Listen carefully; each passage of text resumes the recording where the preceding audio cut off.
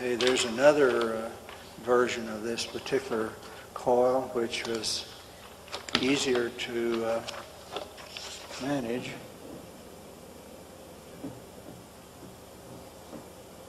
Okay, you see that? Your L2 coil is on the inside of this glass deal with oil in it. Your L1 coil is on the outside.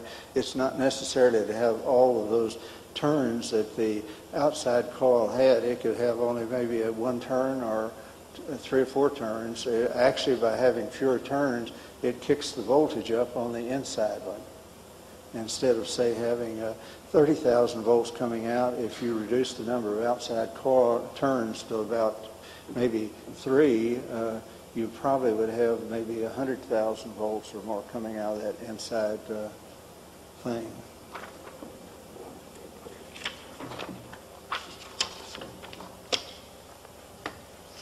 Okay, in order to get useful energy, you have to go from the high frequency, high voltage into some sort of storage situation. And in this particular case, the light bulb is being lit with what we would like to say is a Tesla coil, which is actually the D'Arsonville coil. So you can see that the Leyden bottle there is the capacitor, and you see the smaller winding and the larger winding, and then you see the air antenna on one end, and then you have the light bulb sticking out. When you bring your hand close to it, the light bulb lights up. Yes? From this, that was the first sheet that I showed you, and we'll go back to it in a little bit. It's a book on D'Arsonville, and if you read French, you'll like it. There's only 3 copies in the United States, and one's in the Library of Congress, and I know where the other 2 are.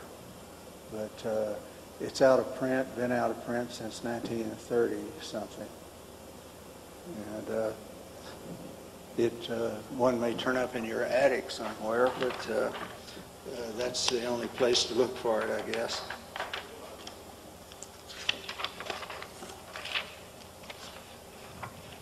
There's a number of other books written in different languages and European languages, and they go in great detail on this sort of thing.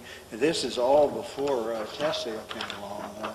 When Tesla came to Paris on his beginning to come to the United States sort of deal, he ran into D'Arsonville, and there's a whole group of people, the Röntgens, the Curies, the Rumkoffs, and it just goes on and on. There's a long list of people that were working with these high voltage, high frequency coils. And that Tesla saw them for the first time when he came to Paris.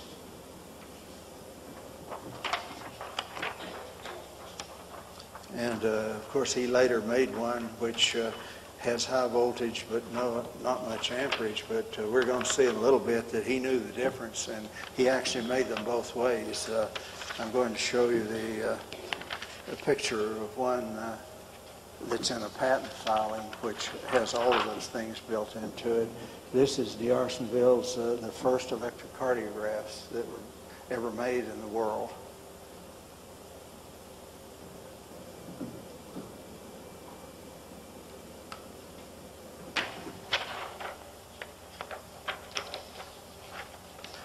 We need to be watching for 10:15 in case someone would like to help me with that. Okay, this is a set of instruments that are used with the high voltage, high frequency coils. When these sets were manufactured and sold to other doctors and practitioners, and they got a set of these particular kinds of probes, which are basically needles and little flat surfaces which they touch to different spots. We'll see in just a little bit how that worked.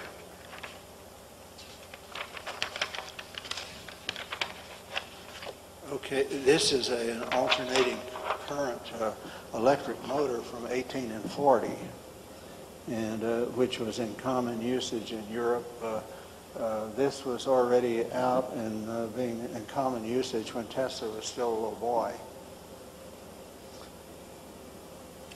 There's a particular person that gets credit for it, and his name is Genobi, I can't think of the last name just now, but he is actually the source of it.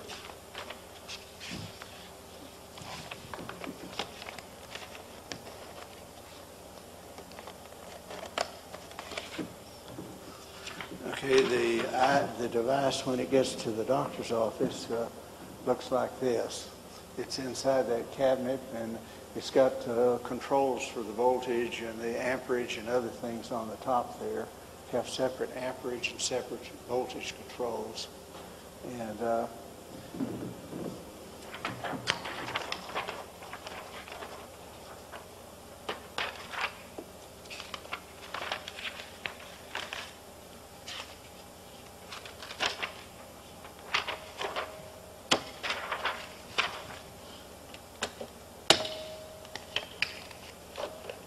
this will give you an idea as to the sophistication of what was inside that cabinet that you were looking at a little bit ago. And this is taking you back into a period. You can see that there's spark gaps. You can see a number of different chokes and variable thing for controlling the output and other things. This is a coil inside a coil wheel.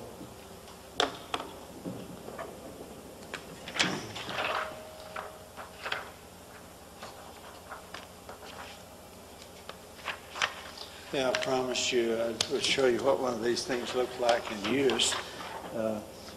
Okay, here's a fellow getting treated for rheumatism, I guess.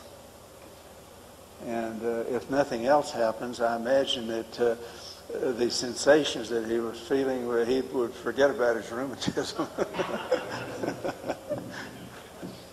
Probably that was the least of his worries. So at least in one sense, he felt like he had been cured.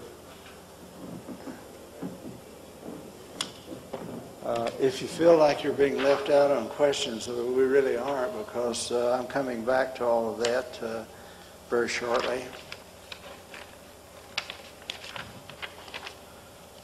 Here's another version of what the doctor's office would have in it, with the controls for the voltage and the amperage on it and other kinds of controls. And here's one of them. This is actually a long row of treatment places. These things were very popular, so and they had a large following. And this was Dr. D'Arsonville, one of his offices. Just a second. This is one of the areas in a hotel where D'Arsonville and his helpers performed services for a fee. And he was professor of experimental medicine for the College of France. And he spent most of his time working on just about anything that was not standard. And one of the things he developed, of course, were these thermal usages of the